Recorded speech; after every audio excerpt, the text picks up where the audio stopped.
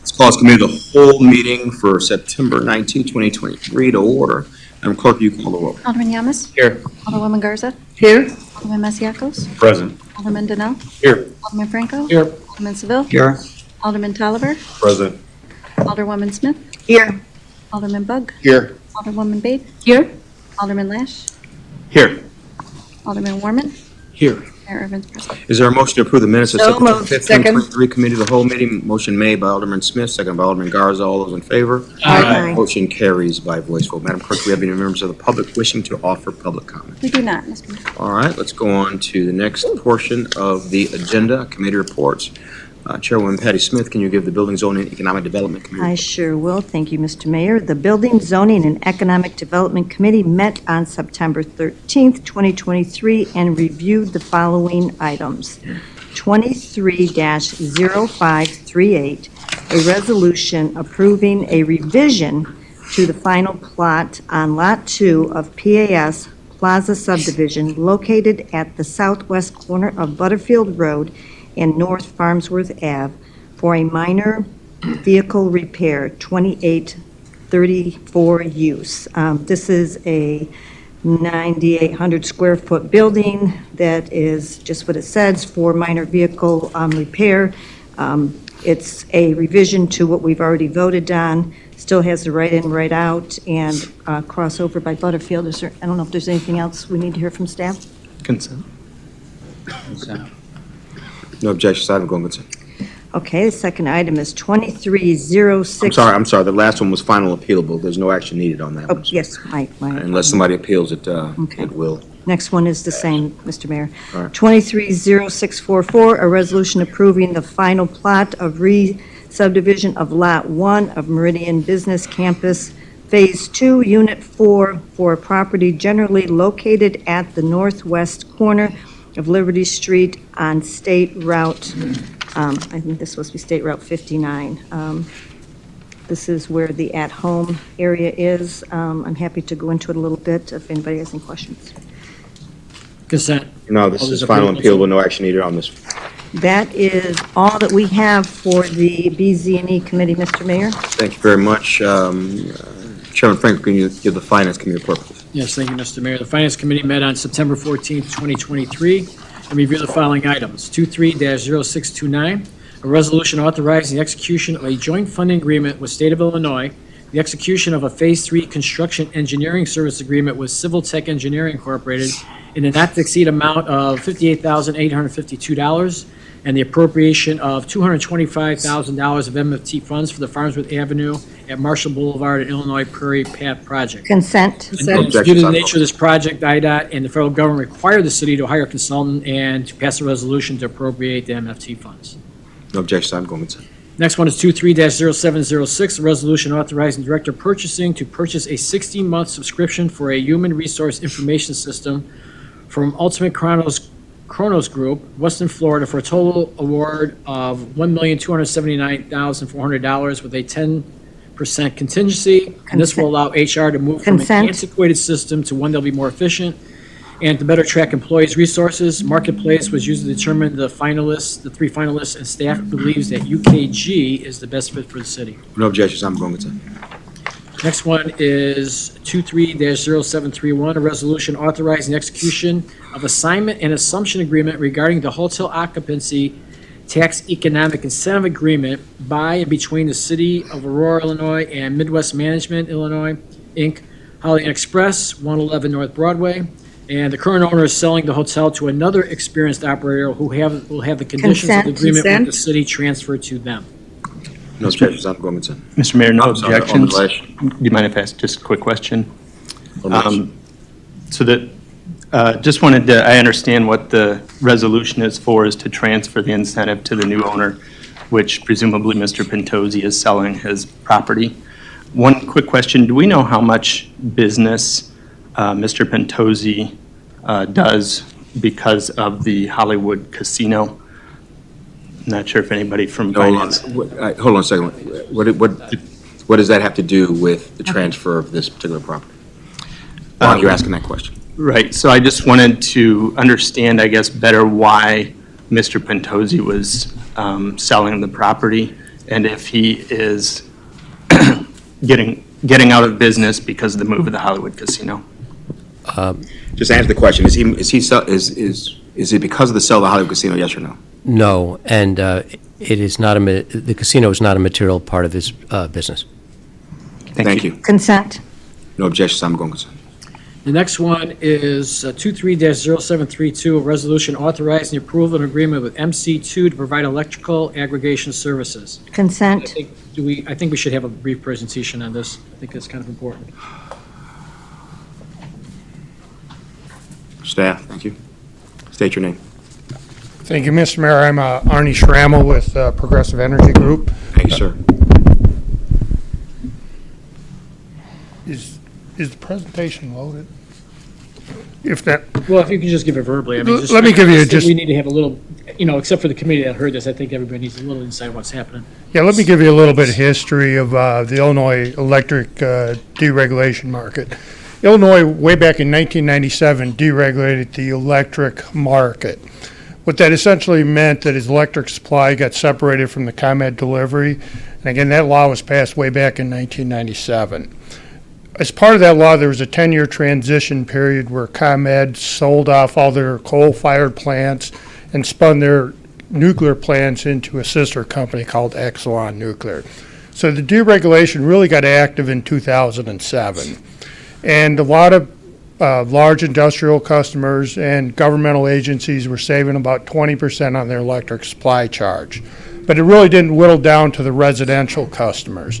So the state of Illinois passed a law allowing electric aggregation in 2011, which basically let municipalities for incorporated areas and counties for unincorporated areas to aggregate their residents into electric buying group. And the city of Aurora started doing aggregations in 2012 for some of the, like the mayor and some of the aldermen that were around back in 2012. And the early programs saved the average residential customer a couple $100 a year. They were pretty nice, good cost savings programs. Well, over time, those savings kept getting lower and lower, so eventually Aurora stopped even being in aggregation programs until 3 years ago. And then Aurora entered another type of aggregation program that basically generated civic grants.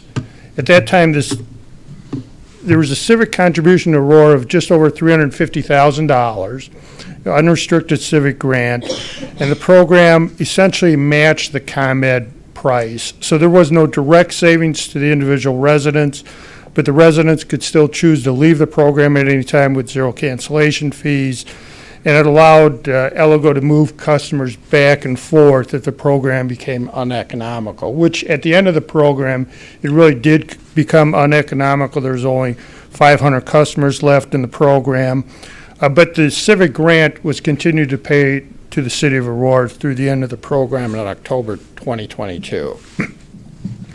It also made Aurora an EPA Green Partner community. So since October 2022, there's been no aggregation program. On behalf of the city, we went and looked at what the pricing would be if the city did a traditional aggregation program, and there was no supplier that was actually beating the ComEd rate. We also then went and looked at if somebody would do this civic grant program, and there was one company, MC Squared Energy, that said we will do a very similar program to what Aurora did in the last program. The biggest difference is the civic grant money is considerably lower than the last one. This one is just over $100,000 a year. The last one was just over $350,000 a year. But essentially, the program works the same way. Not all the residents will be in the aggregation program. 30 to 40% of the residents will be in the aggregation program to start. But the civic grant, again, is guaranteed throughout the program. The residents by themselves pay exactly the same rate every month. They're on the ComEd bill just like they are today if they're in the program. And they're allowed to leave at any time or join the program at any time. The real benefit is the city gets a civic grant, and the city can then allocate those funds to projects around the city. With that, I'm going to open up to any questions from the alderman or Questions? the mayor. Thank you, sir. One question. Alderman Lesh. So what is the opt-out? I was reading about the opt-in, opt-out. Is it going to be automatically opt-in or automatically opt-out? Yeah, that's a very good question. The law in 2012 specified this has to be an opt-out program. You don't have, that's in the state law. The city doesn't have a choice on that. So if you're automatically opted in, but you get a letter from, it's a joint letter from City of Aurora and MC Squared, that it gives you, if you want to opt out, you can opt out through a letter, through a website, through a phone call. And that lasts for 21 days. And then after that, a second letter is set out on ComEd's letterhead, also explaining the program and how to opt out. If you don't opt out of those two, you're automatically opted in. But then after that, if for some reason you want to opt out, you can opt out at any time without a cancellation fee. Questions? Thank you. Alderman Donnell. Thank you, Mayor. In the past, we've had a green option. Reading up here, doesn't appear that we have a green option at this point. No, this program doesn't include the green option.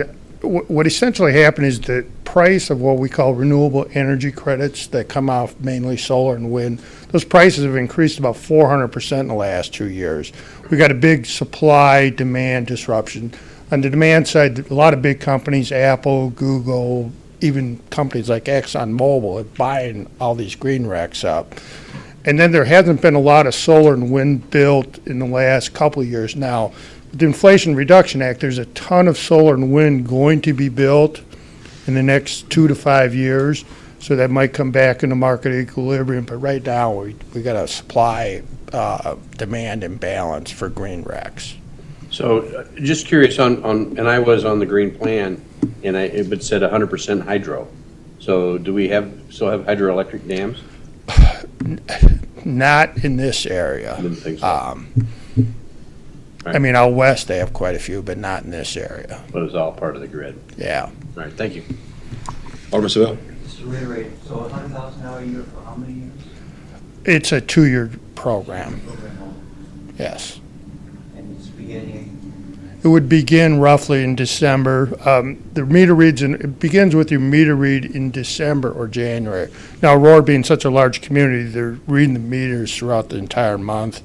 Some of the small communities, they read all the meters like in 1 or 2 days, but Aurora, being a big community spread out, you got the meter readers are anywhere from the first day of the month to the last day of the month. No objection, this item will go on consent.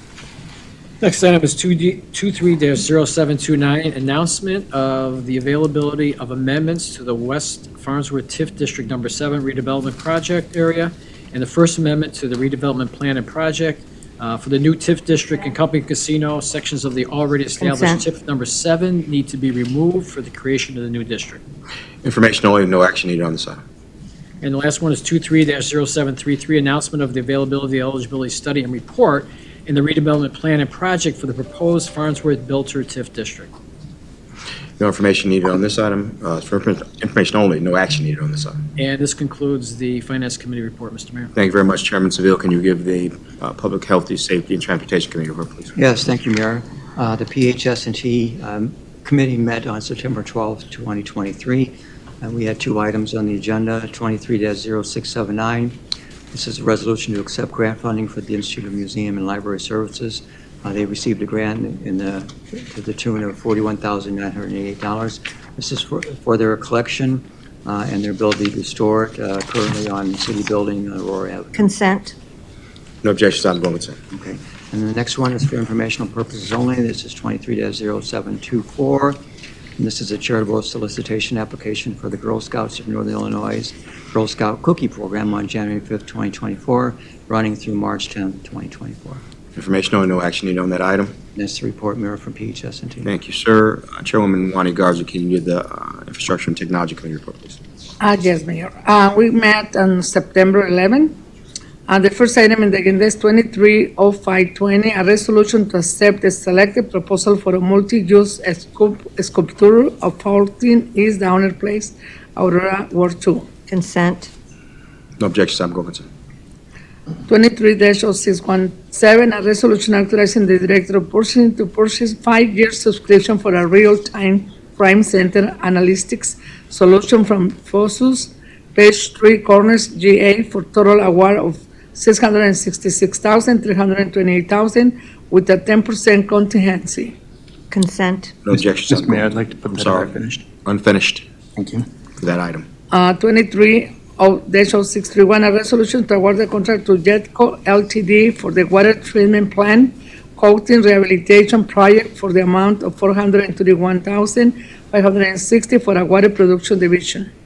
Consent. No objections, I'm going to. 23-0703, a resolution authorizing the Director of Purchasing to execute a change order to agreement with Kluber, Inc., 41 West Benton Street, Aurora, Illinois, 60506, and the amount of $99,750 for additional design services for the second floor built out on the new public work combined maintenance facility. Consent. No objections, I'm going to. 23-0717, a resolution to award the Fifth Street and Baber Place sewer separation and Avon Street water main replacement project located in Ward 2 to Gerardi Sewer and Water Company, and the bid amount of $1,072,530.00. Consent. No objections, I'm going to. 23-0718, a resolution authorizing the Director of Purchasing to execute an agreement with Radio Architects, Chicago, Illinois, to the amount of $946,850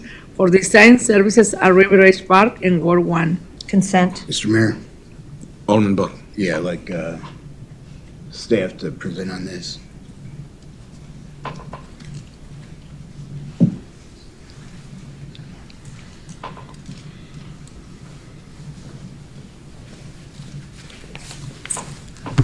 Good evening, Jason Bauer with the Department of Public Works. So we gave a pretty lengthy presentation on this at INT. I just want to go through an abridged version here and talk about the project really quick. Well, I'll ask my question and then. Sure. Yeah, maybe. So in your legislative memo, you go out through the selection committee, what they did. This other firm was the top firm. Then it says you do the interview, the timing, you kind of take that out, so they're about even. And then you say, upon hearing a more detailed description of their approach, selection committee agreed that Ratio Architects was the right firm for this project. It doesn't say why. Yeah, sure. So when we sat down and actually interviewed both of them, both of the groups discussed with us what their approach was, and Wheeler Kearns, they were the #1 ranked firm. Again, when you take the timing out, they were up by about a point.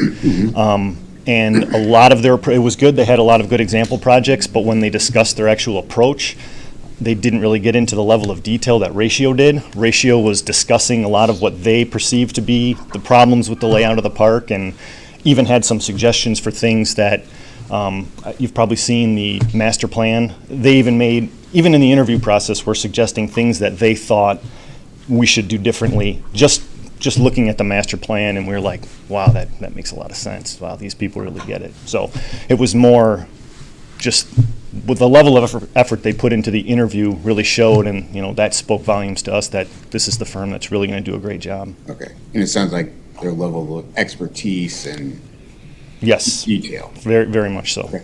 Yep. I don't need a presentation either. Any other questions, Alderman Donnell? Yes, if we could have a brief presentation overview. Sure. So this started actually pre-COVID. About 2018, the group started to get together to talk about what the next phase of River Edge would be.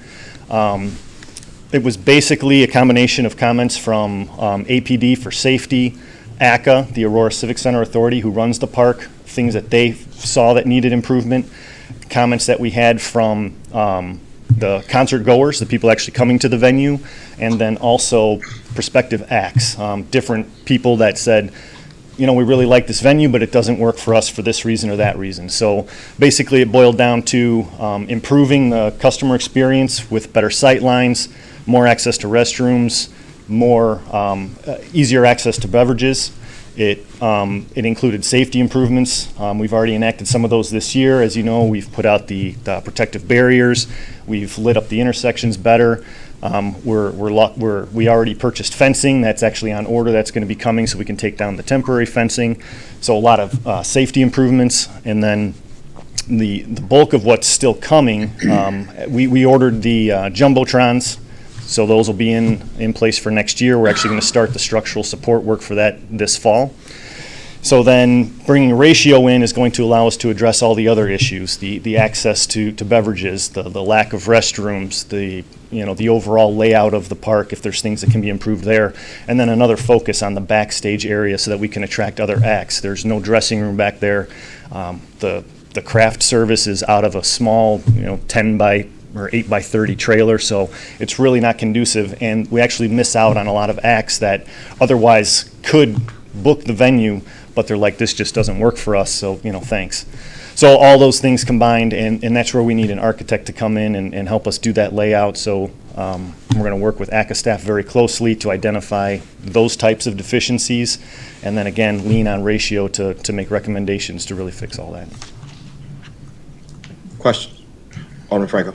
So, I hate to bring this up, I know we're trying to expand how many people get in the park, and this summer I sat for the first time with a chair in the concrete area where they have the lines where you put the chairs, and I'm familiar with that. Mhm. And what I noticed, and I was shocked, is that you have a chair, and when your legs go up, you sit in your chair, it almost goes up to the next line with the next chair. So there's basically almost no room to walk. And what I notice is it's dark. You have some elderly people, you have some people drinking, and they're trying to walk down with beers, and they're spilling their beers and tripping over people. And I'd asked somebody, why aren't those lines spaced more? And they said, because capacity, we want as many people as we can. So I guess my question would be, are we weighing the capacity, which I think we want to get as many people in, with the frustration you get because you can't get through these? I don't know if you've ever been in there, but it's really, it's kind of an eye-opener how hard it is to navigate that, especially, with all those things I was talking about. So is that a thing that we ever looked at or not? I guess Mr. Alexander might be talking about. If I may, Alex Alexandru, Chief Management Officer. I spent the entire year, this year, the season, sitting down on that concrete area. There is, and I'm not sure who told you that, Alderman Franco, but that is not accurate. They are not just cramming as many people in there as they can. They actually have a plan, a safety plan, and they've laid out the lines, and they make sure the ushers, because I'm down and right in the front a lot of times there, they are very stern about keeping the aisles clear, and they're very stern about people placing their chairs with enough room for people to pass. Now, I don't know what show you were at, but at the bigger shows, they did a wonderful job. Their staff work very hard. Some people don't like it. People like to hang out in the middle aisle and take pictures and dance and do all this stuff. But it's a safety thing, and we know that we've had several instances at shows where there were medical emergencies. And but for the aisles being clear, they wouldn't have been able to get to people. So, And can you just comment on the designated aisles versus what Alderman Franco may be talking about, which is just a chair sitting in front of them? There's actual designated. That's what I'm saying, Your Honor. The aisles are also demarcated with lines, and people are told before the show when they bring their bags, you have to put, just like, here's this chair. Right. There's a line right where Jason's foot is. Then the next chair goes right there. There's not a situation where it's like this, and it's all over the place. They just don't tolerate that. And people, for the most part, are very compliant with that. So if there was an instance where maybe it happened, but I don't want to give the impression, because ACA and the city work very hard on risk management and safety during these events. Well, and really what I observed was people adhering to the lines, but it almost looked like physically you're almost unable to get through. I mean, I could weave a little bit, but I don't think everybody can do that. And I don't, when you're carrying, I just think physically, and if people were doing the right thing, and they were clearing out the aisles, I just thought that was mathematically, it almost gave you almost no room. So I just didn't know if that was ever a consideration looking at that. We went to this. Remember, we had a couple of seasons where they tried the fixed chairs, and they decided, with the acts we were getting at the time, it just wasn't feasible to keep rolling out those big convertible chairs, and so they went to the to the table. But if I can just add quickly to what Jason was saying, and I didn't have a chance to say this the other meeting, a lot of thought, a lot of study has gone in between the city, the team, and ACA about the necessary front-of-house and back-of-house improvements that are needed to take the park to the next level of competitiveness in the entertainment market. Everybody knows in 2020, COVID collapsed everything. It also affected the big giant companies like Live Nation, who were the big dog in the industry, booking and blocking, as they call it. So now we've studied this together because we get reports. The mayor and I meet with ACA on a regular basis. And to be more competitive, we need to make these improvements that are the part and parcel to this agenda item. Back of house, we lose acts because we have a trailer back there, like a construction trailer. We don't have it planned out back there to offer the amenities that a lot of these acts demand in their contracts.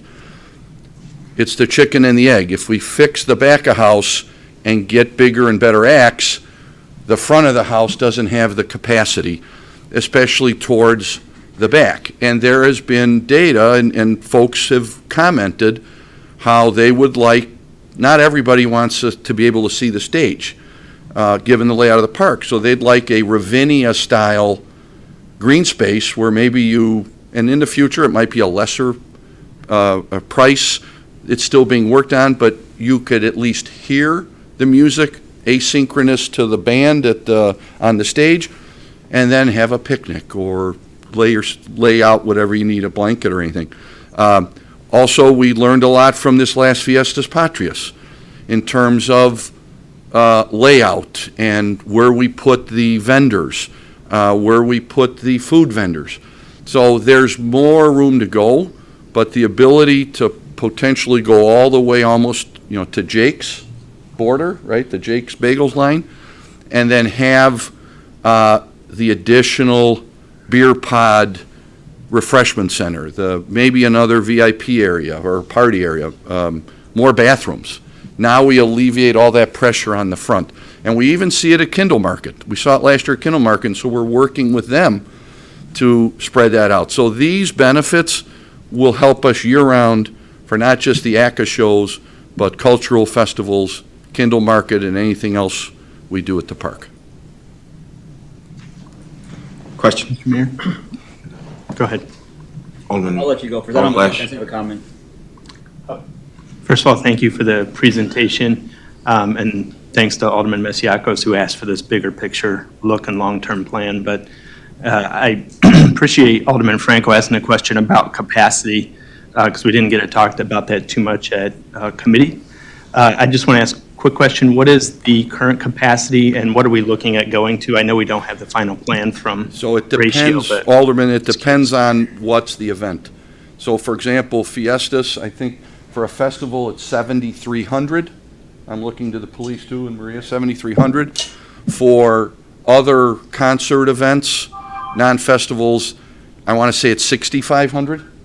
And so with the expansion, we're hoping to potentially add up to another 2,500 on the, so it would go to, what is that, almost 8,500, 9,000?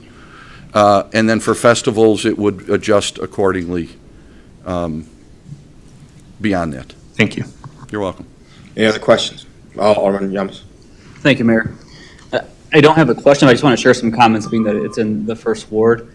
As great of a park as it is, this is before I was even on the council. It's never felt like a park that was dedicated to music concerts. It's always been lacking something. So I'm really happy that we're taking this proactive approach to be able to update the venue so we can bring in these bigger acts here to Aurora and more diverse acts. So whatever you guys need, for at least for me, for that, I'm all yours. I'm 100% behind this, and just thank you for doing that. Thank you. Thank you. No objection. This item will go on consent. It's consent. Yep. Okay. So 23-0719, a resolution authorizing the director of purchasing to execute a contract with Hitchcock Design Group for preliminary design services for Millennium Plaza in the amount of $70,000 and water.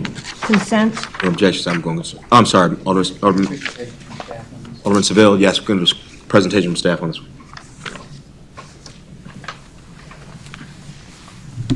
Good evening again, Jason Bauer, Department of Public Works. So this project was in the budget this year. We've Stolp Island, Stolp Avenue is an area that we highlight a lot of the time throughout the summer. There's a lot of activity there, and with everything that's been going on, we've noticed that the park is underutilized. There's been comments from there's a lot more residential starting, certainly in this area between Leland and then the Keystone Building. So there's more people, and we want to make sure that the park actually suits the needs of what everyone wants. So this is to take a look at re-envisioning what the park could be. When we presented this at INT, there was some comments that, we still want to, this might still be a great place to have a show. So, things like that. So we're going to have a lot of public outreach where we look for those types of comments, where we get input from people as to what they would like to see there. There's a water feature in there that I don't think a lot of people even know exists. It's one of the few parks we have in downtown that's on the river, so it'd be nice to maybe open that up a little bit more to the river.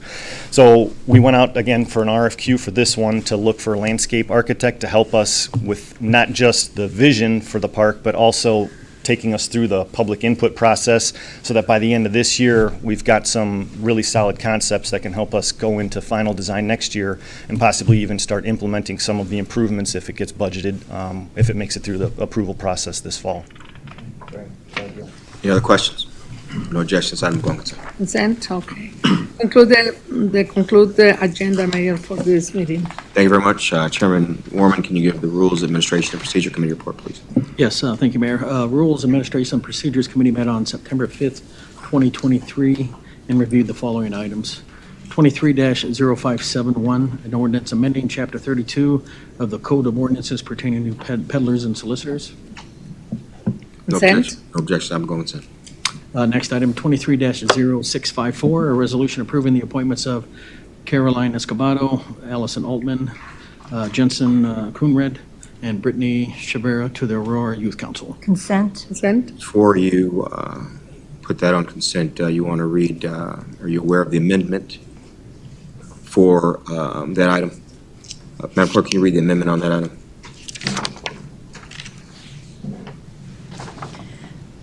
Item 230654 will be amended to remove Allison Altman's appointment to the Aurora Youth Council.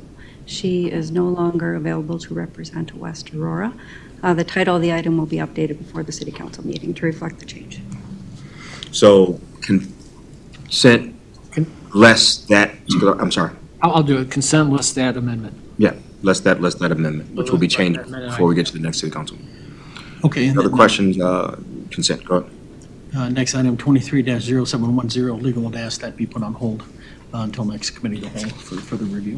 All right, no further action needed. It'll be put on hold until the next committee of the whole. Committee of the whole, yeah, and that concludes the Rules Administration and Procedures Committee. All right, that concludes, Council? No? All right, that concludes our committee reports. Don't believe we have a mayor's report this evening, as we are going to be spending our time formally swearing in our new alderman. We got about, we got time for Alderman Smith today. She volunteered to postpone her alderman's corner based on the fact that we want to spend as much time honoring Alderman Tolliver as possible. But we moved through this pretty quick, so I think we have some time, as long as you speak quickly. Do you have a presentation? Alderman Franco will be timing me, as he often does. He's going to be timing you? Okay. Alderman Patty Smith, Alderman's corner. Yes, I'm almost done. Yes, I do. Yes, so yes, I am. It's not one of my favorite things to do each year, because I feel like it's bragging about my ward. I just work hard because I love what I do. Feel free to brag on, Alderman. We love your ward. This starts from early August of last year. And one of the things that I have prioritized in my ward is communication. And each and every year, I build on that. And part of what I do is I send out biannual all ward newsletters, that everybody in my ward gets it. I do newsletters, monthly newsletters to specific neighborhoods who ask for them. So every month, I'm writing newsletters for different neighborhoods specifically. I use my social media to communicate what's going on in my ward and with the city. I have social media outlets for almost all of my neighborhoods, so I can communicate with them personally about their neighborhood. I attend HOA meetings, and I have several Ward 8 community meetings that are always very well attended. When necessary, I send out postcards, and overall, I believe that the residents of Ward 8 have been very appreciative of the constant communication. Economic development, update on the $2.5 million Napleton Valley Honda renovations. I peeked in there the other day, and they're underway. Should be completed in spring of 2024. Also expected to be completed around the same time is the brand-new $4 million Genesis dealership. In addition, the expansion of the U-Haul Center should be done probably spring. That's right off Route 59. They're growing so much that they had to add a couple extra buildings. The 250 townhome development of MI Homes, Chelsea Manor, is entering into their final stages of development very swiftly, selling their townhomes. When it comes to food pantries and school supplies, Ward 8 has stayed involved. In August of 2022, I collaborated with Aurora Interfaith Food Pantry in Calvary Church. We gave away 500 backpacks full of school supply, food pantry items for kids, for things for lunches and snacks and breakfast food. Since going back to school takes longer than, it takes more than just one backpack full of school supplies, I've worked for the last couple years in February to have a school supply reboot, also working with Aurora Interfaith Food Pantry and Calvary Church. This past year, we had Mittens Bus also come, and they provided hats, mittens, coats, and boots for families that were in need. I will continue to check in on all of my schools for their mid-year school supplies. In 2023, I took a different approach to school supplies. I contacted each of my schools individually and asked them of their personal needs. District 204 has decided that they were going to provide all of their children in need with backpacks of school supplies. So I committed to them that I would check with them mid-year to see if there's anything I can do to help them reboot their school supplies and add to their items. Ward 8 continues to assist Our Lady of Mercy, which is a Catholic church by me, with their food pantries by helping them get the word out to the community about their food pantries. I don't directly get involved with these food pantries, but I do use my social media so that they can get the word out to the people in Aurora that may need those food pantries. This past Christmas and Easter, Ward 8 sponsored and supported and volunteered with Angela Collier's Toys for Tots for Christmas party and Easter basket celebration for the kids. Always a really fun day. She provides toys for the kids. She provides foods for the kids. It's just fun to be there. Arts and crafts. Same thing happens at Easter. Santa Claus is there. The Easter Bunny's there. It's a really, really fun event for the day. And this is for kids in DuPage County. Events and services. In June, I was honored and asked to speak to Mutual Ground's annual Walk for Hope, which was a great honor for me because I am a victim of childhood abuse, so I was able to share that with the people in attendance. After that beautiful startup ceremony, we all took a nice walk around Wabanzi Lake, and that helped raise some money for Mutual Ground. Ward 8, 9, and 10 continue to collaborate with their Shred event. This year, we were assisted by Alderman at Large Ron Warman. And I have to take a minute to just thank my colleagues this past year. We just did this last Saturday. I dragged myself out of bed only to get to the event and realize I was running 103 fever. So I had to go back home, and you guys carried me, and I truly appreciate that because there was no way that I could be there. So thank you very much. Ward 8 also hosted their second annual cleanup event. Alderman at large Ron Warman also helped me with that. Huge turnout. The residents love it. We'll continue to do that every year. I don't know where all that junk comes from, but man, they just keep on bringing it and bringing it. Infrastructure, a couple of fun infrastructure things in Ward 8.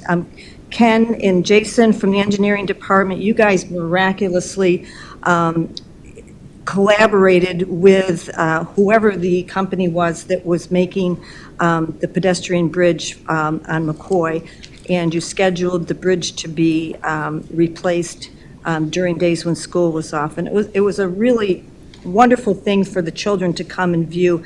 They literally came, took the crane, took the bridge off, and put the new bridge that they built in-house and put it on. And it was a real community event because the kids were not in school, so they were there watching it. So it was a really great learning experiences for the kids. I do believe I see a light at the end of this very, very long tunnel, pardon the pun. I've been working with the engineering department since I entered office to get a second planned traffic light on McCoy. It looks like it's actually going to happen, hopefully within the next 6 months. Oakhurst is one of the largest neighborhoods of its kind in the state, has 6 entrances and exits, and none of them are supported by a traffic light. So I've been working very hard and diligently to get this project done. The final phase of the multi-use paths is running through Ward 8, also shared with Ed Buck and some shared with you. They'll be picking up where they left off, Montgomery Road, extending down to Route 59 with an additional grant that will include going over the railroad tracks.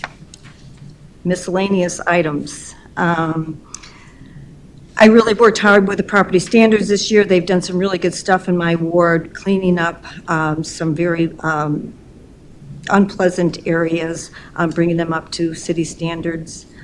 Ward 8 added an additional National Night Out this year, which was awesome. Overall, we had over 1,200 residents in our 2 that enjoyed National Night Out. My speed trailer is out each and every day. It's been out spring, summer, winter. Will stay out in the fall until it snows. It has helped the traffic calming on our streets. Ward 8 has granted 2 grants this year for beautification. One was for trees in a townhome neighborhood, and the other was a collaboration with the Park District and an HOA where there was a very large unsafe area that was real thick brush, and we came in and we collaborated. Payment came in and they tore out all the brush, opened up the area, and now it's safe for walkers and runners, and they're going to continue to add local plants and beautify that. Lastly, Ward 8 continues to support and provide support to various non-for-profit organizations within our city, and with an emphasis on the different agencies in Ward 8. That's what's going on in Ward 8.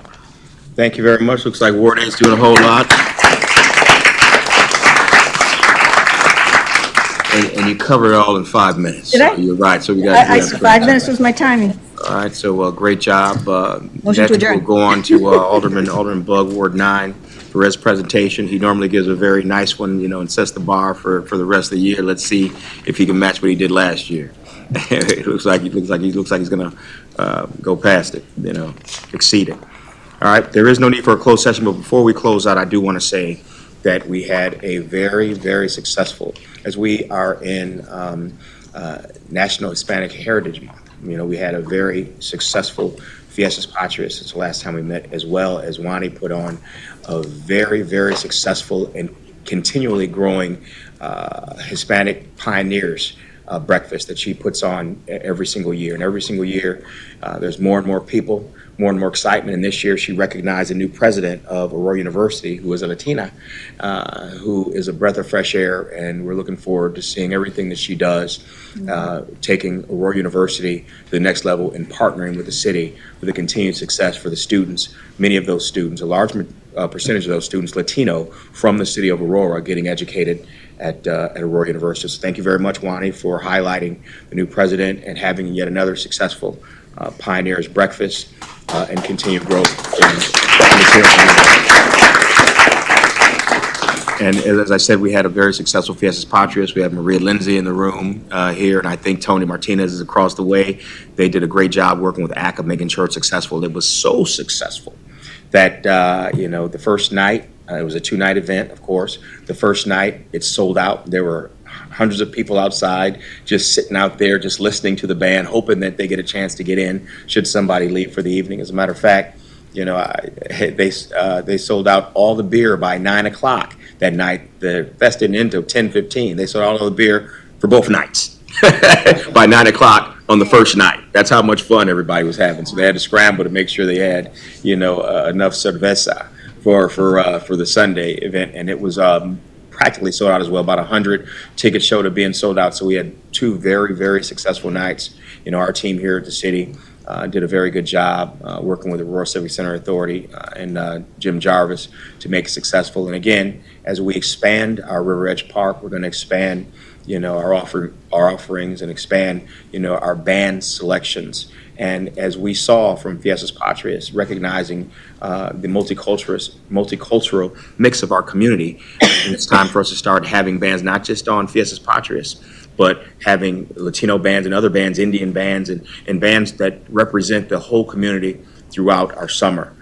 So we're going to be working with ACA to make sure that we expand, our selections of bands, throughout the River Edge Park season from this point on, because we saw such success and not one incident that the police department wrote down. A couple people got a little rowdy, had too much fun, had a little too much to drink, and had to be escorted out. But even in those situations, no incident. So again, thank you to our Latino leaders, and our Yamas also played a large part in that as well. Because we had a delegation that came to visit us from Mexico, from 2 different states.